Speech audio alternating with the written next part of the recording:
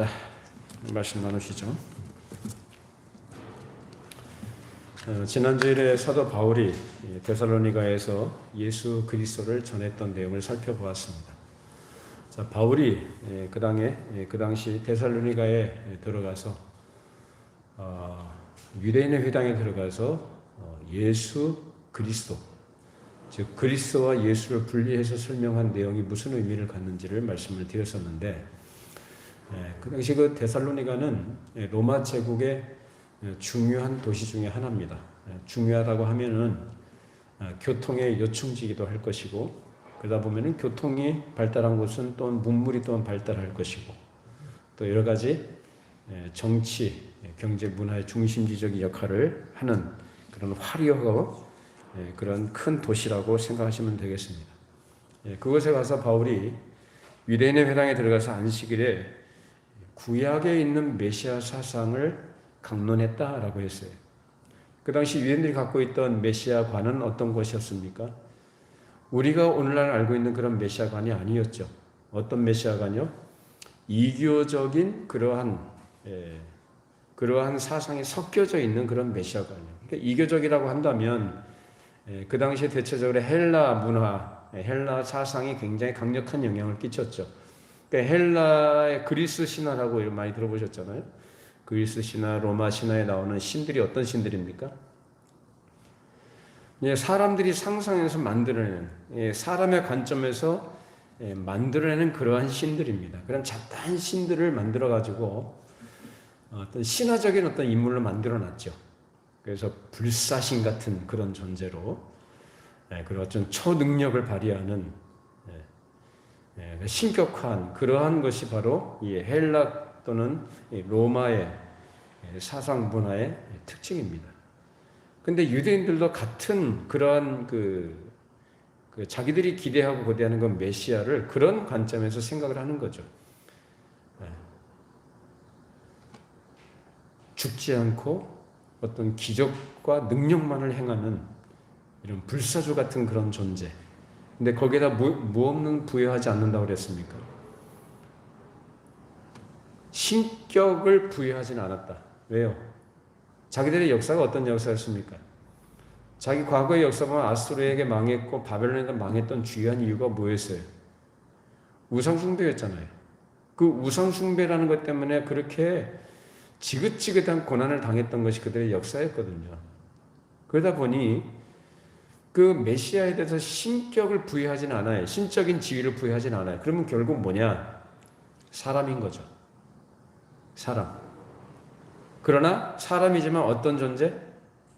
능력과 기적만을 행하는 불사조 같은 그런 존재로 인식을 하고 있는 거예요. 그래서 그런 존재가 결국은 구약에 계시된 메시아고, 그런 메시아가 오게 되면 자기들의 현실적인 모든 정치적인 문제라든지 경제적인 문제, 인생의 모든 어려움들을 일거에 다 해결해 줄 수 있는, 그래서 과거에 찬란했던 그 다윗 왕조를 다시 부활시켜서 그 메시아 왕국이 전 세계에 가장 강력한, 그래서 우뚝 서게 된 그러한 나라를 세울 것이다 라는 그런 기대와 대망을 가졌던 거예요. 자, 그런 그들에게 바울이 자기가 다메섹 도상에서부터 만났던 부활하신 예수에 대해서 그가 그 이후로 곰곰이 생각하고 정리하고 내린 결론 뭡니까? 그러한 전통적 유대적 관점의 메시아가 성경이 가리키는 메시아가 아니었구나. 성경이 가르치는 메시아, 즉 이사야서나 다니엘서나 시편에 계시된 예표되었던 그 메시아는 해를 받는, 다시 말하면 고난당하고 결국은 죽임을 당하는 메시아구나. 그 메시아인데 그가 다시 죽음에서 다시 살아나신 그 부활에 대한 이 사실, 그 부활하신 예수를 자기가 직접 만났잖아요. 그래서 거기에서 내린 결론을 가지고 거기에 대한 담대한 확신과 그런 담대한 마음을 가지고 그들에게 그것을 성경을 풀어서 설명을 해준 거예요. 성경을 풀어서 설명해 주니까 거기에서 헬라 사람들, 경건한 헬라인들하고 적지 않은 귀부인들이 많이 이 바울과 실라를 따르게 됐는데, 문제는 또 뭡니까? 그것을 시기하는 유대인들이 그 사람들을 선동하고 불량자들을 끌고 들어가서 야손의 집에 쳐 들어가가지고 거기 있는가 보니까 못 찾았어요. 그래서 야손이라는 사람을 붙잡아가지고 끌고 가가지고 결국은 붙들어 놨다가 보석금을 벗고 놓아주게 됩니다. 이제 바울과 실라가 이제 거기에서 이제 교우들이 자기들 때문에 고생하는 걸 보고 거기서 이제 떠나게 되는데, 이런 상황에서 이제 밤에 형제들이 바울과 실라를 거기서 이제 베레아, 오늘 우리가 말씀을 나누는 그 베레아라는 곳으로 이제 보내게 돼요. 자, 사도행전 17장 10절로 11절 말씀을 읽어보십니다. 밤에 형제들이 곧 바울과 실라를 베레아로 보내니 그들이 이르러 유대인의 회당에 들어가니라. 베레아에 있는 사람들은 데살로니가에 있는 사람들보다 더 너그러워서 간절한 마음으로 말씀을 받고 이것이 그러한가 하여 날마다 성경을 상고함으로. 자, 오늘 대조적인 게 뭐냐면 앞서 데살로니가라는 곳과 오늘 본문에 우리가 다루게 되는 이 베레아라는 곳이 굉장히 그 차이가 많이 나는 그런 지역이에요. 이 베레아는 이 데살로니가와 달리, 큰 대도시와 달리 거기에서 새 길로 한참 들어가서 안쪽에 있는 자그마한 시골 도시라고 할까요? 그러한 성격의 고장입니다. 자, 거기에 도착해서 이들이 먼저 찾았던 곳은 역시 유대인의 회당이었습니다. 그 회당에 들어가서 베레아 사람들에게 말씀을 가르치는데, 오늘 본문 말씀 보니까 이 베레아 사람들은 어디 사람들보다, 데살로니가 사람들보다 더 어떻게 됐다고요? 너그러워서라고 되어 있죠. 개역 한글판은 더 신사적이어서라고 합니다. 이것을 이제 원어적인 의미에서 풀어서 얘기하자면 그 본 뜻은 뭐냐면 더 고귀하다라는 뜻입니다. 고귀한 사람들이라는 뜻이래요. 이 성품적으로 고귀하다고 할 때, 그러면 사람이 여러분들은 다 성품이 고귀한 분들이죠.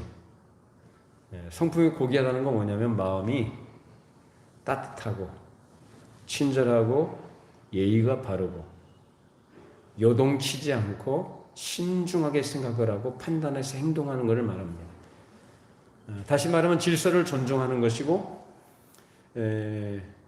어떤 그런 기본적인 도리, 중요한 그 도리에 대해서 벗어나려고 하지 않는 그 중심을 가지고 있는 태도, 이것을 여기에서는 고귀하다라고 이렇게 얘기를 하는 것입니다. 그렇게 늘 주의하면서 생활하다 보니까 항상 자기 자신을 돌아보는 거죠. 자기를 점검하고 그리고 주위에서 판단하고 행동하는 것입니다. 그런 고귀한 사람들이 간절한 마음으로 말씀을 받고 믿게 된 것이었지, 아무렇게나 그냥 대충 듣고 아멘하고 받은 게 아니었다, 그 말입니다. 그들에게 바울이 전한 것은 데살로니가에서 마찬가지로 구약을 풀어서 메시아는 너희가 생각하는 것처럼 무슨 기적만을 나타내는 신화적인 불사진과 같은 존재가 아니고 해를 받고 돌아가신 분이요 죽음에서 다시 살아나신 분이시다. 그런데 그분이 누구였느냐?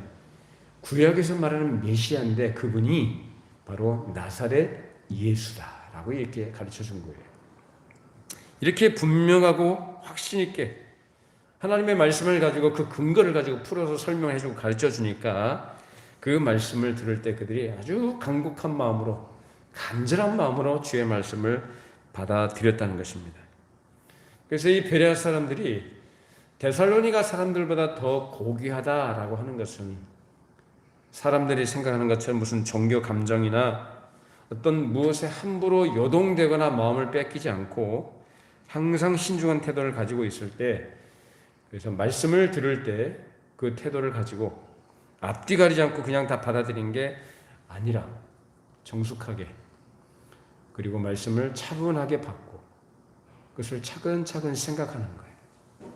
그러니까 바울이 이 사람들에게 가르친 것은 다른 게 아니고 구약을 풀어서, 데살로니가에서 마찬가지로 바울은 어디 가든지 그렇게 했어요. 유대인들한테 말씀을 전할 때 풀어가지고 구약에 있는 예수, 그 메시아가 바로 나사렛 예수다, 그분이 메시아다, 이런 것들을 하나씩 설명을 해줄 거예요. 그러니까 그 말씀을 들을 때 그 사람들이 어떻게 들었을까요? 그런가? 이런 태도가 아니라 어떻게 해요? 눈 똑바로 뜨고 스폰지가 물을 빨아들이듯이 바울이 말한 걸 하나하나 차근차근 생각하면서 정리를 해가는 거예요. 아, 그런가 보다. 아, 그런 거였나? 그러면서 깊이 생각을 하면서 과연 그러한가 해서 어떻게 뭘 상고했다고요? 성경을 상고했다고요. 그럼 바울이 말할 때 뭘 들어서 얘기를 했어요? 구약의 말씀들을 들어서. 아마도 바울은 많이 암송을 하고 있었던 것 같아요.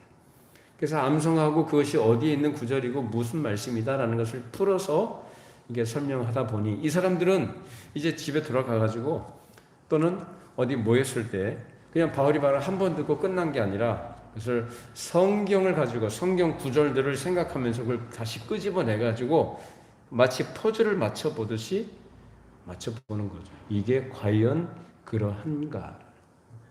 이게 맞는 거냐라는 거죠. 이것이 과연 그러한 말씀인가라는 거. 그러니까 맞느냐 틀리냐의 말 그런 뜻이 아니라 이것이 과연 그 말씀이냐라는 것으로 생각을 해본 것입니다. 이런 베레아 사람들의 특성은 하나님의 말씀을 더 깊이 깨닫고 참된 의미 가운데 들어갈 수 있는 좋은 터를 이루게 된 것이죠. 그래서 이것을 하나님 나라에서 볼 때는 뭐라고 얘기하느냐? 데살로니가 사람들보다 더 고귀하다라고 얘기를 한 거예요. 흔히들 보면 어떤 부흥사나 어떤 강사 목사님들이 오시게 되면 그래서 소위 말하는 이제 그분들은 예를 들어서 우리 교회에서 어떤 강사를 초빙했다고 하면 그분은 우리 교회에 항상 계신 분이 아니잖아요. 저처럼 담임 목사 위치에서 날마다 또는 매주마다 항상 같은 자리에서 같은 사람이 말씀을 전하는 게 아니라 어쩌다 한 번씩 오신 분들이잖아요. 그러다 보니 그런 분들은 사실 소위 말하는 사이다가 터지는 것 같은 그런 말씀들 있잖아요. 이제 그런 것들을 주로 많이 하시죠. 그래서 그런 말씀들을 듣고 그러다 보면 사람들이 그것이 틀렸다는 건 아니에요. 그러니까 제가 왜 오늘 이 베레아 사람들이 더 고귀하다라고 하는지 그걸 지금 설명하고 싶은 거죠. 그냥 한국 교회 옛날에 그 부흥회 할 때든지 보면은 소위 말하는 부흥회 식으로 많이 하던 그 집회들이 어떤 성격이냐면은 굉장히 뜨겁다라는 거예요. 뜨거워요. 열정적이다. 옛날에 여러분 부흥회 가보셨어요? 가보셨죠? 옛날에. 예, 저도 어려서부터 저는 그 부흥회 다녔었거든요. 74년도인가요? 그 여의도에서 그 엑스플로 74라고 있었어요. 근데 빌리그레암 목사님이 오셔가지고 여의도에서 아마 수백만이 아마 모였을 겁니다. 엄청났어요, 옛날에. 그 현장에 저도 갔었거든요, 어렸을 때. 뭘 알고 갔겠어요, 어른들하고 같이 갔지. 엑스플로 74, 그 다음 나중에 I found it, 난 찾았네, 그 집회도 있었고. 네, 보면은 그 당시 한 70년대, 80년대 하여튼 그런 굉장히 뜨거운 열정들이 있었고 하여튼 그런 게 있었어요. 자, 이제 그런 것이 틀렸다거나 나쁘다는 얘기를 절대 하는 게 아니라 그런 부흥회 식으로 하는 거. 그러니까 여러분 그 부흥회 식으로 하게 되면 사람들이 가면은 목사님들이 이렇게 말씀하시거나 어떤 강사들이 막 이렇게 아멘 얘기하시고 그렇게 하면은 막 호응들을 많이 하잖아요. 호응을. 막 감정이 막 격해지기도 하고 막 가슴에서 뜨거운 게 올라온 것 같기도 하고 뭔가 전깃불이 확 들어온 것 같기도 하고 또 자기가 기대하고 있던 그런 것들에 딱 맞는 말씀이 나오면 거기 뭐가 나와요? 아멘이 나오죠.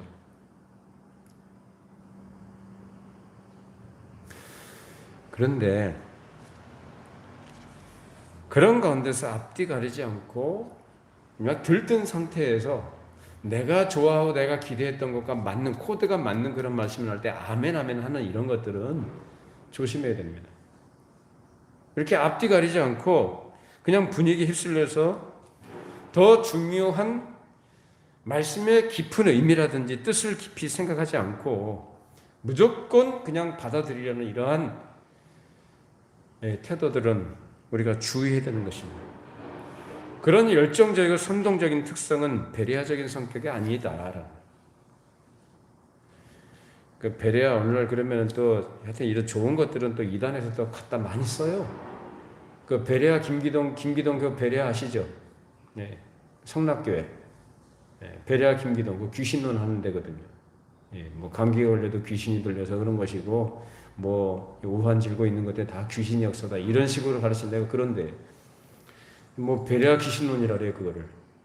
근데 베레아는 그런 게 아니고 오히려 베레아는 그것과 정반대적인 성격을 갖고 있는 거예요. 물론 먼저 말씀을 받은 데살로니가 사람들이 뭐 부흥회식으로 했다는 말이 아니고, 그런 부흥회식으로 하는 것이 우리가 주의해야 되는 것은 뭐냐면은 그것이 하나의 어떤 은혜를 받는 표준인 것처럼, 그렇게 해야만 마치 은혜 충만한 것처럼 생각하는 것이 잘못이라는 것입니다. 물론 사람이 무미건조한 태도를 가진 것보다야 그런 뜨거운 반응이든지 어떤 열정적인 표현 방식을 또 가지는 것도 뭐 좋을 수도 있습니다. 그런데 그렇게 뜨겁게 반응하고 또 소리 지르고 들떠서 은혜 받은 것처럼 하다가 끝나고 돌아서면 아무것도 아니라고 한다면 그게 무슨 의미가 있는 거예요? 실제로 과거에 한국교회에 그러한 일들이 많았던 거죠. 부흥회, 소위 말하는. 그 뜨거운 거예요. 현장은 뜨겁고 마음도 뜨거워지고 은혜를 많이 받은 것 같은데 돌아서면 뭐 달라지는 게 없는 거예요. 성경에 대한 이해가 깊어지거나 또는 말씀이 정말로 본의, 우리에게 원하시는 본의를 따라서 내 신앙의 방향과 그 깊이가 그렇게 나아가고 깊어지고 거기 위해서 세워져 가는 게 아니라 그냥 들뜨고 마는 거예요. 그냥 차분하게 생각을 하고 깊이 생각하고 그 말씀에 뿌리를 내려서, 진중하게 뿌리를 내려서 견고하게 믿음이 바르고 분명하게 세워져 가는 게 아니고 그냥 감정에 너무 휘둘린다 이 말입니다. 물론 초신자들이든지 어떤 전도 행사 같은 경우에 그런 방법도 필요하고, 또 때에 따라서는 각 사람들의 특성에 따라서 그런 방법들이 필요할 수는 있어요. 오히려 그런 방법들이 그런 분들에게는 더 좋을 수는 있습니다. 그렇지만 전도 집회 같은 경우는 필요하다고요. 그런 것들이 있을 수 있어요. 근데요, 교회에서 성도들의 신앙의 터를, 그 기초를 바르고 튼튼하게 해주기 위해서, 그리고 그 터 위에서 성도들이 바르게 그 믿음이 성장하도록 하기 위해서는 그런 방식으로 해나가는 것은 좋지 않다라는 거예요. 성도들에게 가르쳐야 되는 것은 어떤 열정을 불러일으켜서 어떤 일을 열심히 하고 교회를 잘 섬기는 사람으로 만드는 게 아니고, 성경이 가르치는 본의가 무엇인지를 제대로 가르쳐줘서 이적으로 생각을 하게 하고, 그런 이해의 터 위에서 하나님께서 우리를 그렇게 만드셨잖아요. 앞뒤 가리지 않고 그냥 감정적으로 열정적으로 으쌰으쌰 하는 그런 운동하듯이 신앙생활을 하라고 가르치는 게 아니고, 차분하게 말씀을 듣고 그것을 생각하고 그것이 참된 것인지를 생각하고 깊이 더 그 안에 뿌리를 내리고 자라가도록 성경은 우리에게 그걸 가르칩니다. 여러분, 마르다와 마리아 얘기하시죠? 예수님을 초대해놓고 마르다가 예수님 대접해야 되니까 굉장히 분주하게 일을 했어요. 이것저것 음식을 얼마나 많이 장만을 하려고 열심히 했겠습니까? 다 귀한 일이죠. 그거 필요 없다는 게 아니에요. 그러니까 여러분, 극단적으로 그걸 갖다가 배척하거나 부정적으로 보시라는 게 아니라, 무엇이 더 고귀하고 무엇이 더 하나님 보시기에, 무엇이 더 하나님 나라 관점에서 봤을 땐 더 귀하게 여기는가를 보시라는 얘기예요. 마르다가 불평해요. 주님, 나 이렇게 바빠 죽겠는데 제 동생 마리아는 주님 발치하는 자가 말씀만 듣고 있네요. 같이 좀 일 좀 하라고 좀 시키세요. 예수님 뭐라고 하셨어요? 마르다야, 괜찮아. 진수성찬 아니어도 괜찮고 그렇게 열심히 안 해도 괜찮아. 그냥 한두 가지만 있어도 괜찮아. 마리아는 너보다 더 나은 것을 택했다라고 말씀하셔요. 오늘 이 베레아 사람들이 그런 사람들이에요. 이렇게 베레아 사람들이 성경 말씀을 받던 태도가 하나님 나라 관점에서 볼 때는 좀 더 고귀하다는 것을 알았던 우리 개혁교회의 신학자들하고 우리 지도자들은 예배 의식을 먼저 만들 때 성경의 원리예요. 성경의 원리. 성경에서 먼저 묵도하고 뭐 찬송 몇 장하고 이렇게 디테일하게 가르치지 않죠. 그렇게 하는 게 아니에요. 그런 식으로 하는 거 아니에요. 원리가 뭐냐라는 거, 원리. 그 원리에서 도출해낸 예배 방식이 개혁교회의 예배 방식이에요. 그것을 성경적이다, 가장 성경적이고 건전하다 그렇게 얘기하는 겁니다.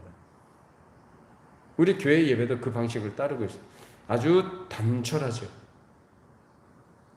사람들의 감정이든지 어떤 그런 걸 불러일으키고 그런 걸 만들어내고 그런 게 전혀, 오히려 그런 걸 배제합니다. 전부 다 개혁교회 예배를. 어떤 의미에서 사람들이 볼 때는 재미가 없어요. 예배를 뭐 재미로 합니까? 만족감이 없대. 자기가 만족하기 위해서 예배를 해요. 제가 언젠가 어느 세미나를 갔는데 그 세미나에는 이제 초기에 개척교회 어떻게 해야 되나, 소위 말하는 개척교회를 어떻게 해야 잘 성장시키는가, 근데 이런 프로그램이에요. 근데 그게 먼저 하셨던 분들이 이제 강사로 몇 분이 나와서 돌아가면서 이렇게 자기 경험과 또 하고 있는 것들을 실 예를 들어서 말씀을 해주시고 이제 가르쳐 주시는데, 어떤 한 분이 아직도 기억이 납니다. 주일날 예배 때 자기 교회에서는 신디사이저를 예배 시간에 그걸 굉장히 중요하게 사용한대요. 그 신디를 쓰면서 사람들을 마음을 즐겁게 해줘야 된다는 거예요. 분위기를 잡아야 된다는 거예요. 분위기를. 그러면 사람들이 너무 좋아한다는 거예요. 너무 사람들이 은혜를 받고 예배 분위기가 너무 좋다는 거예요. 훈훈하고. 저 그때 그걸 너무 깜짝 놀랐어요. 그 하는 말인즉슨 한 주간 일주일 동안 성도들이 삶의 현장에서 얼마나 힘들게 생활하냐. 그러면 교회 주일에 와가지고 피곤한 몸을 이끌고 와서 예배하는데 위로를 해줘야 되고, 그렇게 해줘야 되는 거 아니냐. 그런 식으로 얘기를 하는 거예요. 교회가 부흥을 했대요. 시골에 있는 교회인데, 시골 도시, 시골 마을이 아니라 시골 도시인데, 거기에서 꽤 큰 교회를 이루었더라고요. 예배를 많이 참석한대요, 사람들이.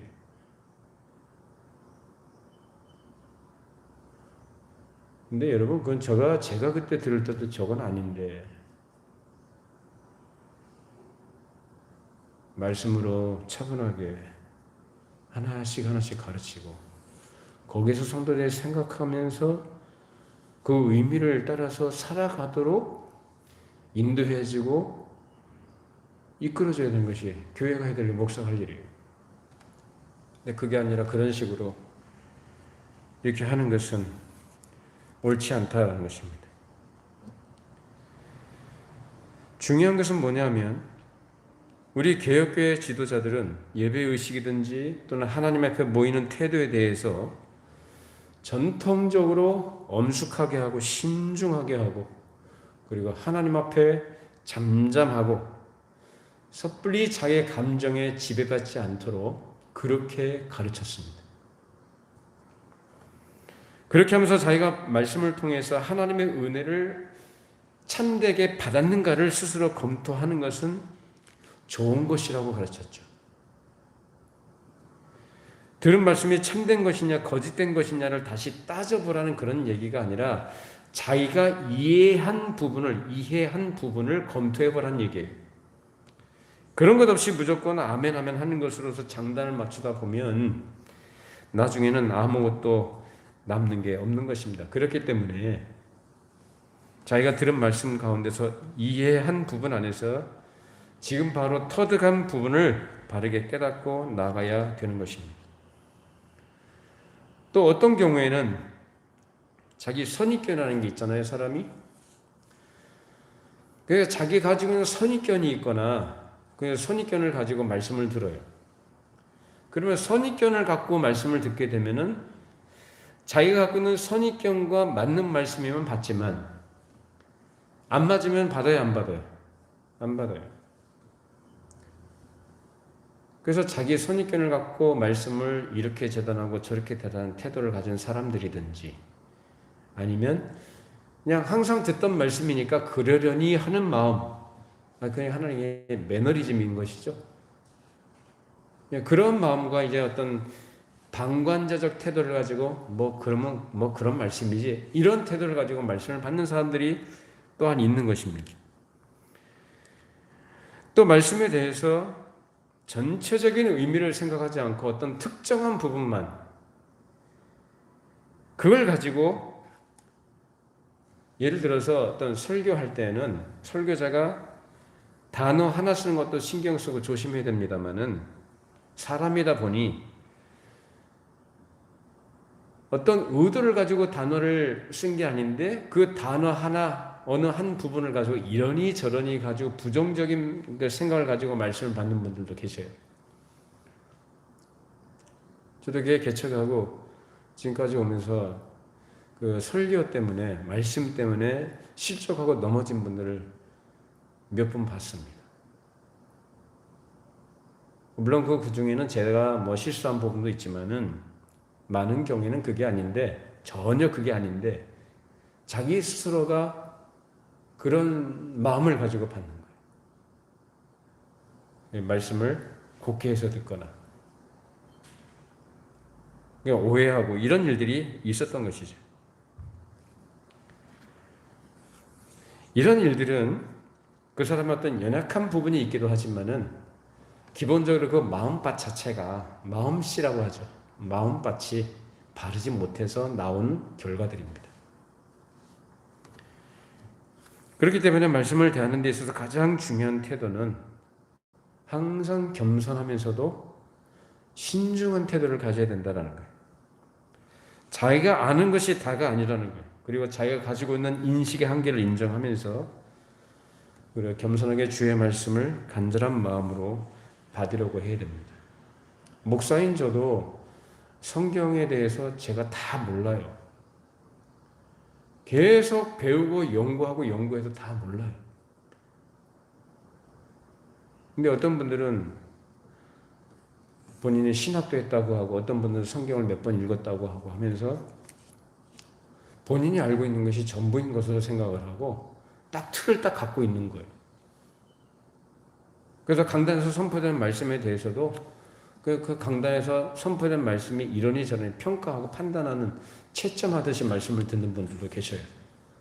이런 것들은 굉장히 조심해야 될 부분이에요.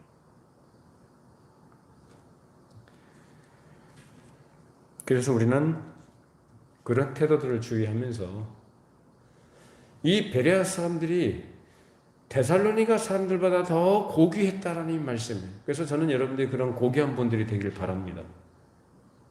고귀한 마음, 고귀한 성품을 가지고 평소에 성경을 꾸준하게 읽어 나가시고 묵상하시면서 그리고 말씀을 들을 수 있는 예배 시간이든지 또는 말씀을 배울 수 있는 좋은 기회가 있다면 그러할 때 말씀을 바르게 배우는 일에 힘쓰시기를 바랍니다. 요즘에는 얼마나 좋습니까? 그리고 옛날에 지금 그 베레아 사람들이 오늘 말씀 보니까 과연 그러한가 하여서 날마다 성경을 상고했다 그래요. 그러면 바울이 말씀을 전했을 때 과연 그러한가 해서 성경을 상고하기 위해서는 각 집집마다 두루마리가 있었던 건 아니었거든요. 그 당시에 주로 어디에 있습니까? 회당에 있죠. 회당에 바리새인들이 가르치거나 아니면 회당에 있다 이 말이에요. 그러면은 그러기 위해서는 회당에 모이기를 힘썼을 것이고, 그죠? 그래서 그 당시에 성경을 각자 갖고 있는 상황이 아니다 보니 오늘날 우리가 다 성경들을 집 몇 권씩이나 갖고 있는 그런 시대잖아요.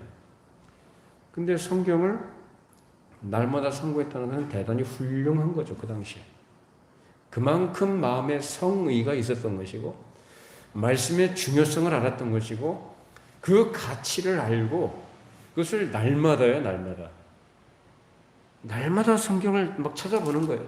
그냥 이렇게 찾아보는 거예요. 과연 그러한가? 아, 이 말씀이구나, 이 말씀. 오늘날은 우리가 어떻습니까? 우리가 마음만 먹으면, 손만 뻗치면 손 뻗는 곳에 성경이 다 있고, 또 좋은 서적들도 많이 있고, 또 문명의 이기들이 있지 않습니까? 오늘날은 인터넷 또는 컴퓨터라든지 또 개인적으로 어떤 스마트폰들이 있잖아요.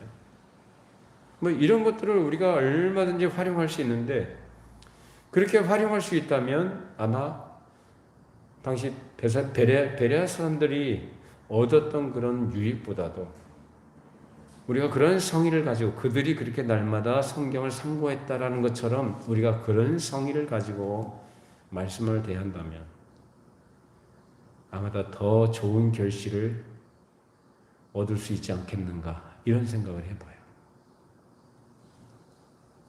근데 베레아 사람들은 그런 열악한 환경 속에서도 날마다 성경을 상고했습니다. 그렇게 날마다 열심을 가지고 성경을 활용하다 보니 진리가 더 분명해졌고 더 분명한 진리를 가지고 믿게 된 것입니다. 사랑하는 성도 여러분, 오늘날 하나님께서 우리에게 주신 이 귀한 성경, 흔하지만 가볍게 여기지 마시고 소중하게 여기시고 시간 나는 대로, 틈 나는 대로 말씀을 대하시고 겸손하고 신중한 태도로 말씀을 읽고 듣고 그 의미를 놓치지 않도록 깊이 주의하시기를 바랍니다. 또 개인적으로는 날마다 성경을 읽고 묵상하시면서 생명의 양식으로 삼아서 여러분의 날마다에 필요한 영혼의 양식으로 삼으시기를 바랍니다. 이 베레아 사람들은 데살로니가 사람들보다 더 고귀하다고 했는데 그것은 곧 하나님 나라 관점에서 봤을 때 더 고귀하다는 얘기입니다. 근데 세상에 봤을 때 어떤가요? 세상적인 관점에서 봤을 때는 어떤가요? 데살로니가 사람들보다 더 별 볼 일 없다라고 하겠죠. 여러분, 서울 사는 사람들하고 세상에서 볼 때, 세상적인 관점에서 봤을 때 서울 저 강남에 사는 사람하고 저 시골 산구석에 사는 사람하고 사람들은 어떤 사람을 더 고귀하게 여깁니까? 서울 강남에 사는 사람이죠. 지금 그 정도 차이거든요. 여기가 데살로니가는 로마 제국 국도 위에 있는 큰 도시고 문물이 찬란하게 발달한 도시였지만 이 베레아는 샛길로 깊숙이 들어가 있는 시골 고장으로 아주 한적한 곳입니다. 분주하고 바쁜 것은 어디가 분주하고 바쁠까요? 데살로니가 그 대도시가 더 분주하고 바쁘겠죠. 한적한 것은 이 베레아예요. 자, 그러면 서울과 시골, 단지적인 어떤 물리적인 환경이 중요하다는 얘기, 그걸 갖다가 얘기하는 게 아니고 물리적인 환경을 벗어나서 우리가 그렇게 해야 되지만 환경 또한 우리가 또 영향을 받지 않을 수 없는 거죠. 그러니까 데살로니가 사람들 많이 바빴던 것 같아요. 분주하고 또 도시다 보니까 소란스럽기도 하고, 그러니 어디 차분하게 생각을 하거나 말씀을 듣고 말씀을 연구하고 또 말씀을 묵상하고 아마 그런 환경적인 것이 많이 좀 약했던 것 같습니다. 근데 물론 거기에도 바울이 전한 말씀을 듣고 믿은 사람이 적지 않다고 했으니 감사할 일인데, 근데 그 사람들보다도 이 베레아 사람들이 더 고귀하다는 것은 이 사람들에게 그러한 이점을 이들은 충분히 활용했다는 얘기예요. 그런 환경 속에서, 한적한 곳에서, 그래서 보다 좀 여유가 있는 그런 시간 속에서 차분하게 말씀을 듣고 생각하고 그러한 가에서 날마다 성경을 상고하면서 그 분명해진 진리를 그들이 믿게 됐다. 요즘 생활하다 보면 많이 바쁘죠. 아침부터 저녁까지 시간과 일에 쫓기다 보면 차분하게 또 기도하면서 또 하나님 말씀을 차분하게 묵상하고 그럴 여력이 없기도 합니다. 그렇지만 자, 우리가 하루 일과 중에서 가장 차분하게 그래도 짬을 내서 시간을 낼 수 있고 또 말씀을 잠깐이라도 묵상할 수 있는 시간들이 있을 거예요. 그런 시간들이 있을 때 말씀을 여러분들이 읽고 그 짧은 시간일지라도, 그 짬을 낸 시간일지라도 이 베레아 사람들이 갖고 있던 그런 것처럼 고귀한 성품을 가진 사람들처럼 그런 분주하고 또 복잡한 일에 쫓기고 또 거기에 따른 어떤 성과에 의해서 사람들이 더 가치를 두고 비중을 두는 그런 것보다도 짬을 내서 말씀을 읽고 묵상하는 그 시간 속에 거기서 하나님의 말씀의 의미를 생각을 하고 하나님을 생각하고 내 영혼이 하나님과 그 말씀을 통해 교제해 나갈 때 하늘나라 관점에서 봤을 때는 하나님께서는 그 사람을 강남에 사는 사람보다 사회적인 지위가 높은 사람보다 물질적으로 풍요하게 살아가는 사람보다 또 세상의 지적 수준이 높은 사람보다 또 세상에서 무슨 많은 일을 이루고 자기 열심을 가지고 분주하게 많은 일들을 해내는 사람보다 말씀을 가까이 하고 깊이 생각하면서 묵상하는 그런 사람을 하나님께서는 더 고귀하게 보실 줄로 믿습니다. 저는 여러분들 우리 모두가 그런 분들이 되길 바랍니다. 차분하게 말씀을 깊이 묵상하는 것이 훨씬 더 그런 것보다 중요하다.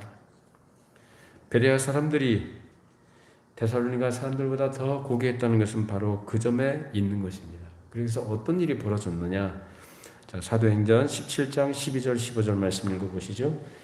그 중에 믿는 사람이 많고 또 헬라의 귀부인과 남자가 적지 아니하나 데살로니가에 있는 유대인들은 바울이 하나님의 말씀을 베레아에서도 전한 줄을 알고 거기도 가서 무리를 움직여 수봉하게 하거늘 형제들이 곧 바울을 내보내어 바다까지 가게 하되 실라와 디모데는 아직 거기 머물더라. 바울을 인도하는 사람들이 그를 데리고 아덴까지 이르러 그에게서 실라와 디모데를 자기에게로 속히 오게 하라는 명령을 받고 떠나니라. 자, 먼저 볼 것은 그 중에 믿는 사람이 많고 또 헬라의 기브인과 여기 보니까 특징이 나와요. 여자들이 아니고요 남자들이 적지 않다라고 했습니다. 자, 이런 은혜의 역사가 일어났는데 이것이 왜 귀한 결과라고 우리가 얘기를 하는 것이냐? 하나님께서 성경을 주신 목적이 뭔가요? 성경에 누가 계시되어 있습니까? 예수 그리스도예요. 그러면은 예수 그리스도가 계시되어진 성경을 하나님께서 우리에게 주신 목적은 뭡니까? 우리로 하여금 그를 믿고 구원받게 하기 위함 줄로 믿습니다. 그래서 하나님 나라 백성 되게 하시고 이 땅, 이 세상을 하나님 나라로 세워가시는 일에 교회로서 하나님 나라에 충성을 다하도록 그 일을 위해서 하나님께서 성경을 우리에게 주셨다는 거예요. 그래서 이것은 단지 사람들이 믿었다는 데 의미가 있는 게 아니라 바로 그런 관점에서 봤을 때 놀라운 은혜의 역사가 일어난 것이고 이것이 가장 귀한 일이다라는 거예요.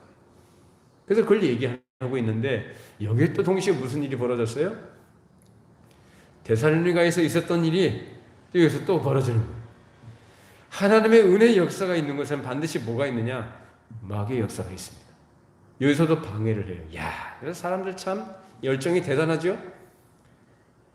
아니, 거기서 이 먼 거리까지 쫓아온 거예요. 어떻게 거기 가서 베레아에 가서 말씀을 전한지 알고 거기까지 쫓아와가지고 소동을 일으켜가지고 이 사람들이 또 선동을 해가지고 사람들이 또 끌고 박해를 합니다. 못 살게 굽니다. 말씀을 전하지 못하게 방해를 하고 믿지 못하게 방해를 합니다. 자, 이런 상황에서 이런 소동을 피해서 바울이 또 떠나게 되는데 저 멀리 이제 아덴까지 가게 되는데 이 아덴까지 가는 일에 이제 바울 혼자 가거든요.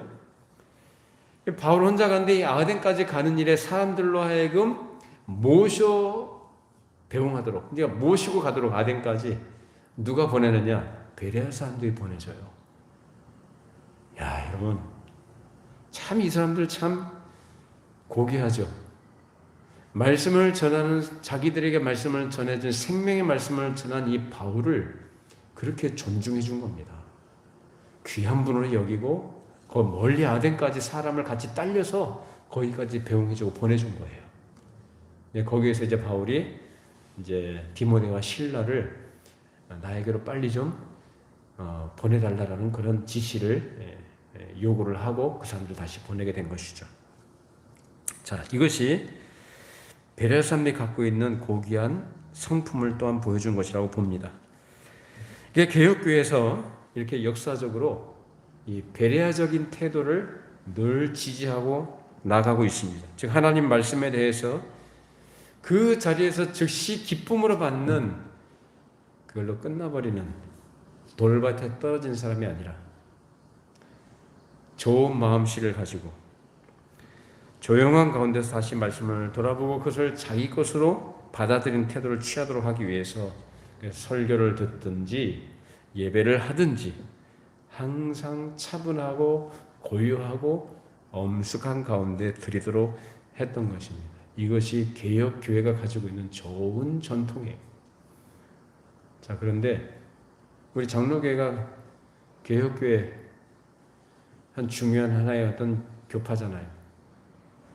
근데 장로교회는 그런 거더니 원래 특성이 쉽게 떠들고 난리를 치고 그러지 않아요. 소란스럽지 않습니다. 아주 차분해요. 장로교회는. 근데 이상하게 한국에 들어와가지고 장로교회 이상하게 됐습니다. 이런 말이 있어요. 대한예수교 장로회 순복음교회. 이상하게 됐어요. 그냥 막 떠들고 소란스럽게 뭘 이렇게 분위기를 들뜨게 하고 그렇게 하는 것만이 어떤 은혜를 받고 거기서 믿음이 자라는 것처럼 자꾸 그런 식으로 이렇게 분위기를 조성해 나가 이러한 것들이 교회 내에 많이 들어왔다 이 말이에요. 장로교회 안에.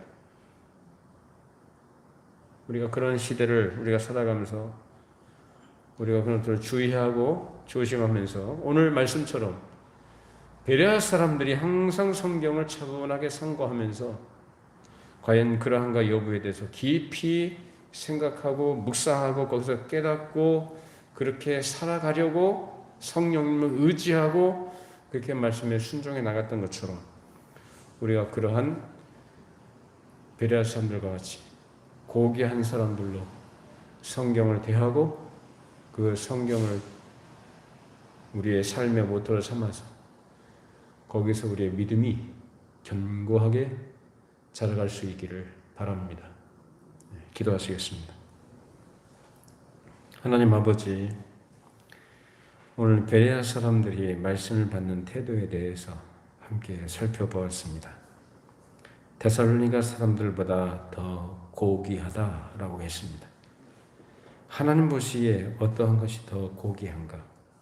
다 같이 영광된 구원을 얻은 자요, 같은 복음을 받아들이는 하나님의 백성들인 것은 맞지만 하나님 보시기에 더 고귀한 것은 하나님의 말씀을 진중하고 차분하게 받고 그것을 하나씩 하나씩 생각하고 또 주의 말씀을 늘 상고하고 묵상하면서 하나님의 뜻을 밝히 깨달아가며 우리의 믿음이 순전하고 거룩하게 자라가는 것을 하나님께서는 더 귀히 보심을 오늘 우리가 생각해 보았습니다.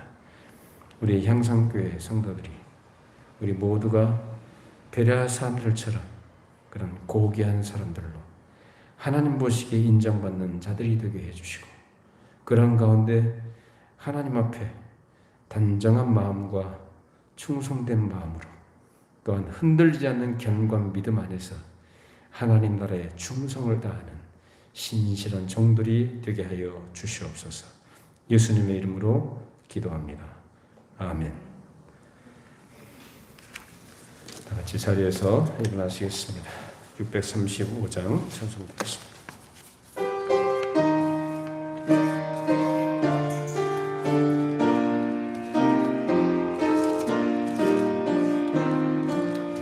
하늘